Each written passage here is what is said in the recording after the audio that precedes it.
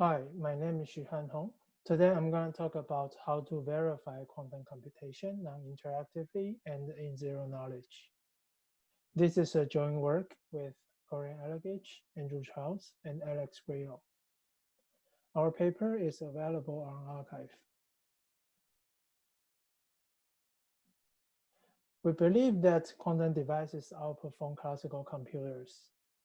Recently, Google announced an experiment using their 54-qubit processor, Sycamore, to demonstrate quantum supremacy based on random circuit sampling. They showed that there exists a task which can be done using their processor in a few seconds, but the same task has to take more than 10,000 years to finish using non-classical algorithms on classical hardware. Imagine one day, a university or a company builds a powerful quantum machine which is available for people to get remote access to. You could ask it to, for example, perform large integer factorization or Hamiltonian simulation by sending it an email message describing the task. After a reasonable amount of time, it gets back to you another email message describing the answer. Perhaps the first question you as the user would like to know is how you check if the result is correct or not.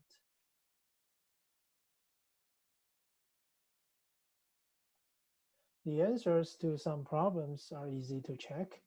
For example, for integer factorization, you could check whether the return factor really divides the integer you sent. But does every problem solvable in quantum polynomial time have a classical verification procedure? If so, can we make the procedure very simple? This is the motivation of our work.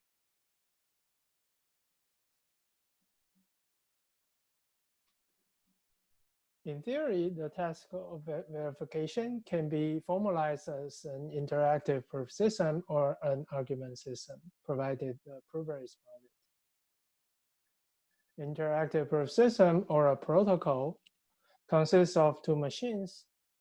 One weaker machine called the verifier, who cannot compute the answer itself, but it can use some helper, which is a stronger machine called the prover, to help it decide.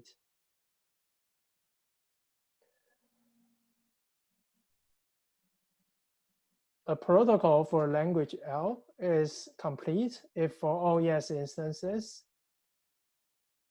there exists a prover called honest prover who convinces a verifier with high probability. A protocol is sound if for all no instances, no matter how the prover tries to cheat, the verifier rejects with high probability. In addition, sometimes it's desirable that the information conveys no information about the witness. So this is about the privacy of the witness. A nice property in this setting, a nice property to have is the zero knowledge property. So formally, a protocol is zero knowledge if there exists a simulator who can simulate the interaction between the verifier and the prover without having access to the witness.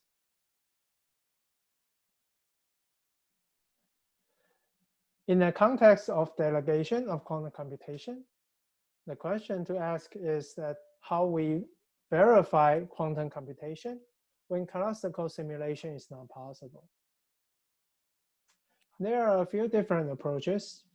One is to have the verifier interrogate multiple provers who are not allowed to communicate with each other, but they can share entanglement before verification starts. In a single device setting, if the verifier owns a small but reliable quantum computer, which can perform measurement in fixed spaces on a small number of qubits, then we know how to delegate any quantum computation or any languages in BQP.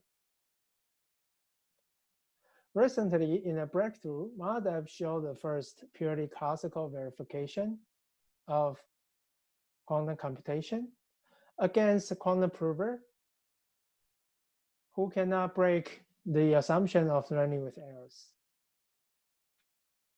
In the following, I will introduce protocols that fall into these two categories.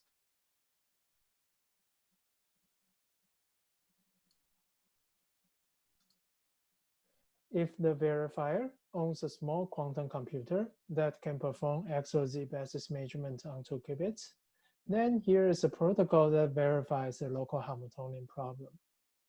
The idea is simple. After receiving the instance, the prover prepares a quantum state, which is the ground state of a Hamiltonian, and sends it over to the verifier.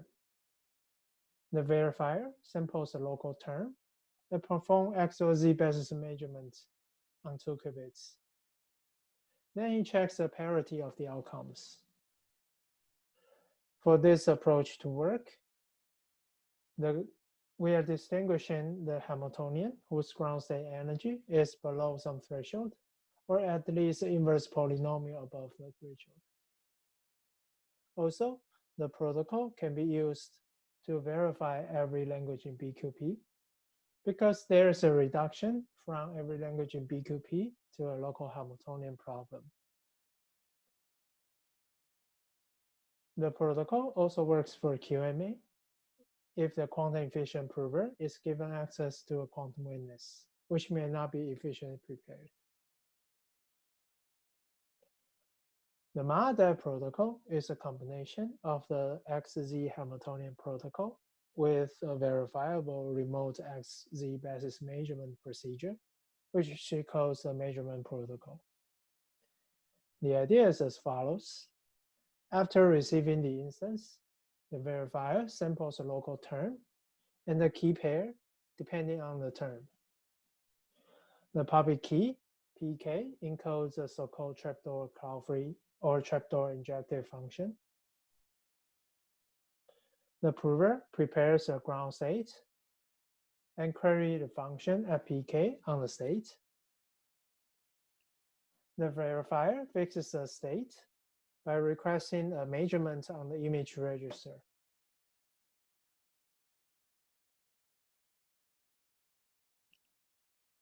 After receiving the image Y, the verifier tosses a random coin C, indicating the protocol is entering the test round, i.e. C equals 0, or a Hardeman round, C equals 1. In the test round, the verifier checks whether the prover owns a preimage. In the Hardeman round, the verifier decrypts a transcript into X or Z based measurement outcome and checks if the outcome are accepted to the XZ verification protocol. For this approach to work, the verifier samples a key pair according to a local term. And from the public key, PK, the prover is unable to tell it's going to measure in the X or Z basis. Also, it must be hard for the prover to re-prepare the preimage superposition without the knowledge of the secret key. MADEV shows that there exists an instantiation based on plain LWE. Also, because the prover can always choose to win a test round, the soundness error is constant. In this work, we are trying to answer the following questions. First, can quantum computation be certified with a single message up to instance-independent preprocessing? Second, can certified quantum computation be performed in zero knowledge? We answered these questions by upgrading the MADEV protocol in the following steps. First, we show that the key generation step can be made instance independent, so this can be done before the verification starts. And this turns the 4-message protocol into a 3-message protocol with an instance-independent preprocessing. And then the constant soundness error can be improved by applying parallel repetition. So we show a parallel repetition theorem for the verification protocol. And then we apply the round reduction technique called Fisher-Meyer to reduce a round complexity down to a single message. Finally, I will also show you that how we turn the protocol into a non-interactive classical zero knowledge for BQP or QMA.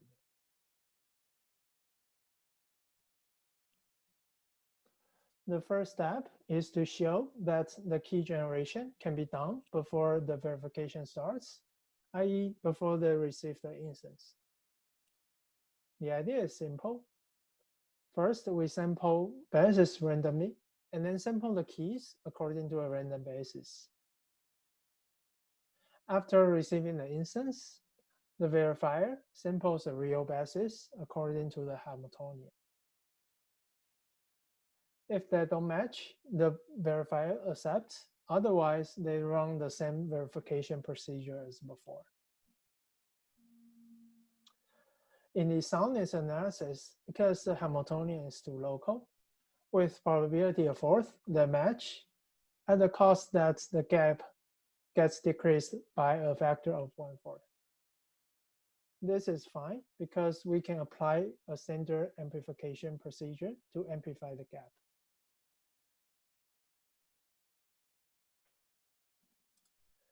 Now we have a 3-message protocol with an instance-independent preprocessing.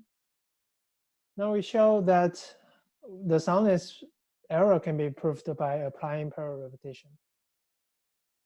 Given a protocol with a small completeness and soundness gap, there are 2 possibilities to amplify the gap. One approach is by sequential repetition, which means that you run the protocol sequentially, and then you accept if many rounds are accepted. What's nice about it is that it always amplifies the gap. The downside is that it requires more interaction. The other approach is by parallel repetition, which means that you run the protocol in parallel, and you accept if many copies are accepted. What's nice about it is that no more interaction required. But the downside is that it does not always reduce the soundness error. In fact, there is a counterexample for which the soundness error stays the same using a 2-fold repetition. In this work, we show that parallel repetition works for the verification protocol. The soundness error of a k copy protocol is negligibly close to the negative k. The idea is as follows. In a parallel repeated protocol, the prover prepares the quantum state row, which is fixed by the verifier, by requesting a measurement on the image registers. After receiving k change coins, we characterize the prover and the verifier's behavior as a binary measurement that depends on the secret key, the sampled local term, and the change coins.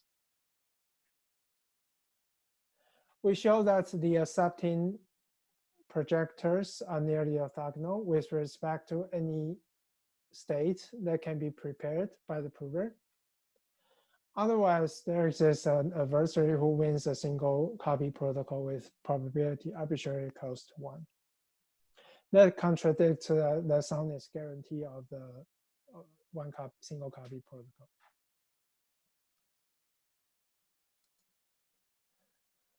Then this means that any prover can win at most a single challenge out of the 2 to a k possibilities.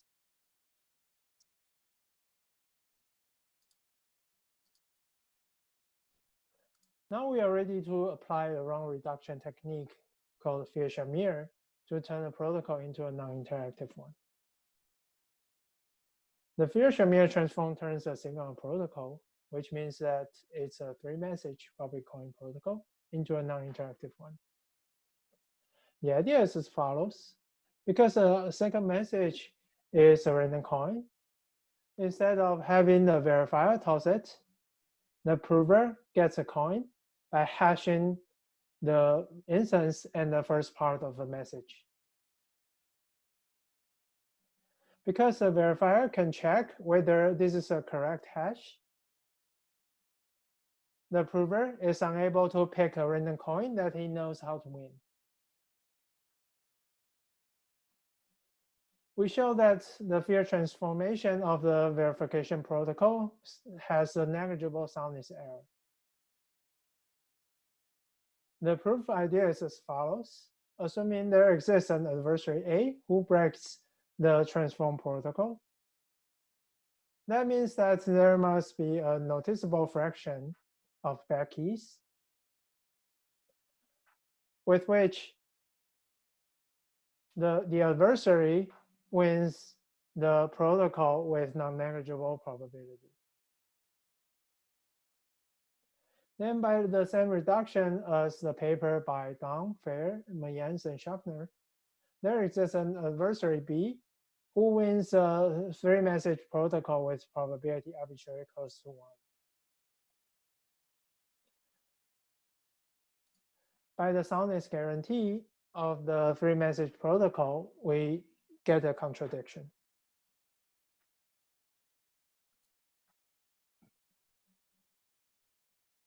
The last step I'm going to talk about today is the classical non-interactive zero-knowledge for BQP or QMA. In particular, we show that there exists a classical non-interactive zero-knowledge using a circularly secure FHE and the NIST for MP. I'll sketch our construction here. First, in the setup phase, the prover gets encryption of the secret key. The reason that is that it is part of the instance to some MP relation defined by the verifier's final verdict. The security still holds because from ciphertext, the prover is unable to tell what the secret key is.